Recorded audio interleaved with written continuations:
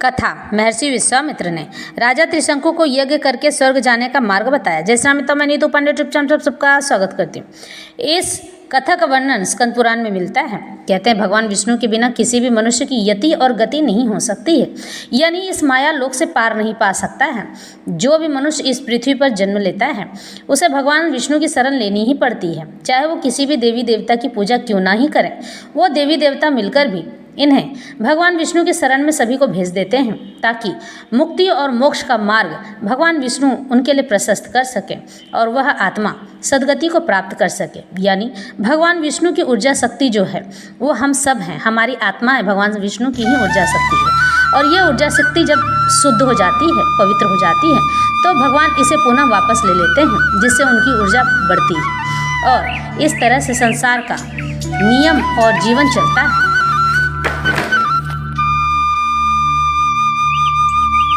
स धुर्जटी जटा जुटो जायताम विजयाय वह यत्र कपलीत भ्रांतिम करोत्यधापि जानहवी। सूत जी कहते हैं पहले के समय में त्रिशंकु नाम से प्रसिद्ध एक सूर्यवंशी राजा हुआ करते थे।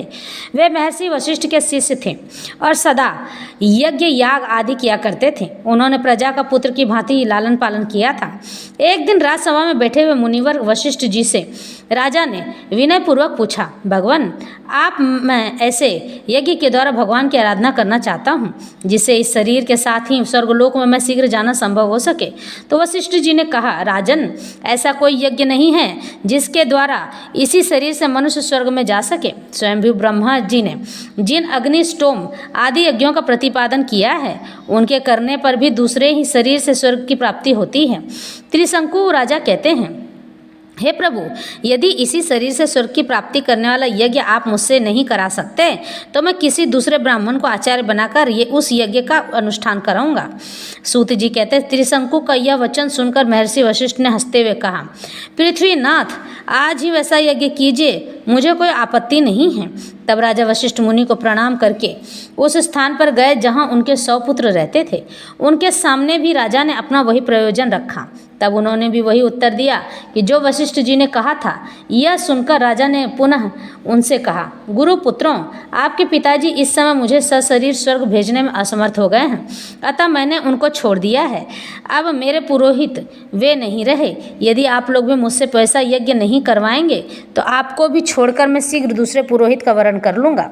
यह सुनकर वे सभी गुरुपुत्र कुपित हो उठे और कठोर वाणी में बोले, पापी, तूने हितैषी गुरु का त्याग किया है, इसलिए तू सब लोगों के द्वारा निंदित चांडाल हो जा। उनका यह वाक्य पूरा होते ही राजा त्रिशंकु उसी क्षण विकृत एवं विकराल शरीरधारी चांडाल हो गए। अपने को विकृत चांडाल के रूप में देखकर राजा को बड़ी लज्जा हुई। वे बहुत दुखी होकर इधर उधर घूमने लगे, सोचने लगे, क्या करूं, कहाँ जाऊं कि इस प्रकार मुझे शांति मिलेगी। मैं जलती हुई आग में समा जाऊं अथवा विष खा लूं कि इस पाप से आज मेरी मृत्यु हो जाए।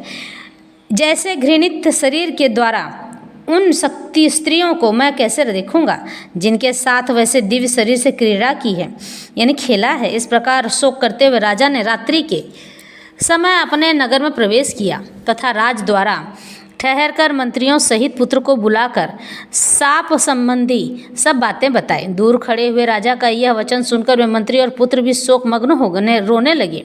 तब राजा ने मंत्रियों से कहा, यदि मेरे प्रति तुम्हारे हृदय में अविचल भक्ति भाव हो तो अब मेरे पुत्र का मंत्रित्व स्वीकार करो। मेरा ज्येष्ठ पुत्र हरिश्चंद्र मुझे बहुत ही प्रिय है, अतः शांत चित्त होकर इसी को मेरे स्थान पर यथासंभव शीघ्र राजा बनाओ। मैं तो अब अपने संकल्प को पूरा करूंगा, या तो इसी प्रयत्न में प्राण दे दूंगा या संदेह स्वर्गलोक में जाऊंगा। ऐसा कहकर त्रिशंकु वन में चले गए और मंत्रियों ने उनके पुत्र को राज सिंहासन पर बिठा दिया। ये वही राजा हरिश्चंद्र हैं जिनकी कथा आप और हम सुनते आए हैं, जिनके सत्य की कथा सुनते आए हैं। सत्य और धर्म को बचाने के लिए उन्होंने अपनी पत्नी और अपने पुत्र का त्याग कर दिया था, चांडाल का सेवा भी स्वीकार की थी। सूत जी कहते हैं उसके बाद त्रिशंकु ने यह निश्चय किया कि इस समय त्रिलोकी में विश्वामित्र मुनि को छोड़कर दूसरा कोई ऐसा नहीं है जो मुझे इस भयंकर दुख से बचाए। ऐसा विचार कर उन्होंने कुरुक्षेत्र को प्रस्थान किया।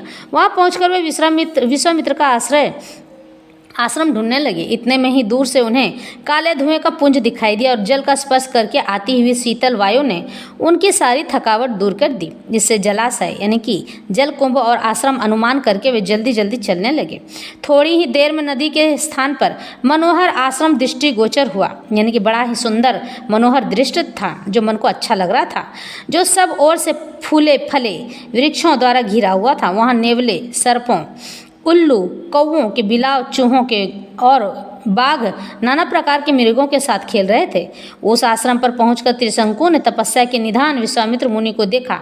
उनका दर्शन करके दूर खड़े हो अपने नाम का परिचय देते हुए उन्होंने मुनि को साष्टांग प्रणाम किया और कहा, हे विप्रवर, मैं साप से छूटने के लिए संपूर्ण जगत के मित्र महर्षि विश्वामित्र की शरण में आया हूँ। विश्वामित्र जी बोले, नृपश्रेष्ठ, तुम तो वशिष्ठ जी के यजमान हो। वशिष्ठ अथवा उनके पुत्रों को ही तुम्हारा यज्ञ करना चाहिए। फिर उन्होंने तुम्हें साप क्यों दिया? तुमने उनका क्या अपराध किया है? त्रिशंकु राजा ने कहा, मैंने वशिष्ठ जी से ऐसा यज्ञ कराने के लिए प्रार्थना की थी जिसके द्वारा मेरा इसी शरीर से स्वर्गलोक में जाना हो सके। मेरी प्रार्थना सुनकर उन्होंने उत्तर दिया, राजन, ऐसा कोई यज्ञ ही नहीं है जिससे देहांतर देह के रहते हुए ग्रहण किए बिना इसी शरीर में स्वर्गलोक में जाया जा सके। इस पर मैंने उनसे कहा, यदि आप किसी उत्तम यज्ञ के प्रभाव से मुझे इस शरीर के साथ ही स्वर्गलोक में नहीं पहुंचाएंगे तो मैं आज ही अपने इस उद्देश्य की सिद्धि के लिए किसी दूसरे ब्राह्मण को अपना पुरोहित बना लूँगा। मेरा यह विचार जानकर वे बोले, जिससे तुम्हारा भला हो वह करो। तब मैंने उनके पुत्रों के पास जाकर वशिष्ठ जी के साथ की हुई सारी बातें कह सुनाई। इस पर उन सब ने मुझे श्राप देकर चांडाल की दशा में पहुंचा दिया। हे मुनीश्वर, तब मैंने मन ही मन आपका स्मरण किया और बहुत दूर से बड़ी भारी आशा लगाकर आपके पास यहाँ कुरुक्षेत्र में आया हूँ। मुने, आपके लिए त्रिलोकी में कुछ भी असाध्य नहीं है, अतः आप मुझ दुखिया के दुख निवारण का कोई उपाय तो कीजिए। इस पर त्रिशंकु की यह बात सुनकर विश्वामित्र जी ने कहा, राजन, मैं तुमसे वैसा यज्ञ अवश्य कराऊंगा जिससे क्षण भर में तुम स्वर्गलोक में चले जाओगे। आओ मेरे साथ तीर्थ यात्रा के लिए चलो, जिससे चांडालता से मुक्त होकर यज्ञ करने के योग्य हो जाओ। इस तरह से कहकर विश्वामित्र जी त्रिशंकु को अपने पीछे पीछे आने का आदेश दे तीर्थ यात्रा के लिए चल दिए। उन महात्मा के साथ तीर्थों में विचरते हुए त्रिशंकु का बहुत समय बीत गया, किंतु वे पाप और चांडालत्व से छुटकारा न पा सके। क्रमशः यात्रा करते हुए दोनों अर्बुदाचल यानी आबू के समीप आए। इस कथा में तीर्थ यात्रा को सबसे उत्तम माना गया है, जो कि आपको स्वर्ग का राह दिखाता है। उस पर्वत पर चढ़कर उन्होंने पापनाशक अचलेश्वर दर्शन किया। मंदिर से निकलने पर वहीं मुनिश्रेष्ठ मार्कंडेय जी से भेंट हो गई। विश्वामित्र जी को देखकर मार्कंडेय जी ने पूछा, मुनीश्वर, इस समय आप कहाँ से आ रहे हैं और आपके पीछे यह कौन दिखाई देता है? तो विश्वामित्र जी कहते हैं, मुने, ये राजाओं में श्रेष्ठ त्रिशंकु है। वशिष्ठ के पुत्रों ने क्रोध करके उन्हें चांडाल की दशा को पहुंचा दिया है। मैंने इनसे प्रतिज्ञा की है कि जब तक तुम पवित्र नहीं हो जाओगे तब तक मैं तुम्हारे साथ सब तीर्थों में भ्रमण करता रहूँगा। मैंने पृथ्वी के सभी तीर्थों और मंदिरों में भ्रमण कर लिया, परंतु ये अभी तक पवित्र न हो सके हैं, अतः अब मैं इस पृथ्वी को त्याग कर कहीं अन्यत्र चला जाऊँगा। मार्कंडेय जी ने कहा, मुने, यदि ऐसा है तो आप इस पृथ्वी को त्याग कर कहीं न जाइए। इस पर्वत से नैऋत्य कोण में यानी कि दक्षिण पश्चिम अनर्त देश के कोण में अनर्त देश के भीतर एक स्थान है जहाँ श्रेष्ठ देवताओं ने पहले सुवर्णमय शिवलिंग की स्थापना की थी।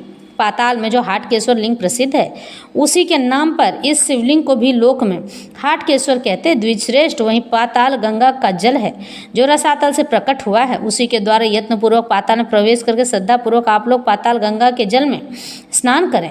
उसके बाद ये त्रिशंकु हाटकेश्वर का दर्शन करके चांडालत्व से मुक्त एवं शुद्ध हो जाएंगे। मार्कंडेय जी के यह वचन सुनकर विश्वामित्र मुनि त्रिशंकु को साथ लेकर वहां गए और पाताल में प्रवेश करके राजा को पाताल गंगा के जल में नहलाया। स्नान के बाद हाटकेश्वर का दर्शन करके वे चांडालत्व से मुक्त होकर सूर्य के समान तेजस्वी हो गए। निष्पाप होकर त्रिशंकु ने मुनिवर विश्वामित्र को प्रणाम किया। मुनि बोले, राजेंद्र, सौभाग्य की बात है जो तुम इस समय चांडालत्व से छुटकारा पा गए। मित्र, तुम्हारे लिए मैं स्वयं ब्रह्मा जी के पास जाकर प्रार्थना करूंगा कि वे तुम्हारे यज्ञ में यज्ञ भाग ग्रहण करें। अतः जब तक मैं ब्रह्मलोक से आता हूँ तब तक तुम यज्ञ के सब सामान यहीं मंगाओ। राजा ने बहुत अच्छा कहकर मुनि की आज्ञा स्वीकार की। तब वे ब्रह्मा जी के समीप जा उन्हें प्रणाम करके बोले, प्रपितामह, मैं राजा त्रिशंकु के द्वारा इस संकल्प से यज्ञ कराऊंगा कि वह मनुष्य शरीर से ही आपके लोक में जा सकें।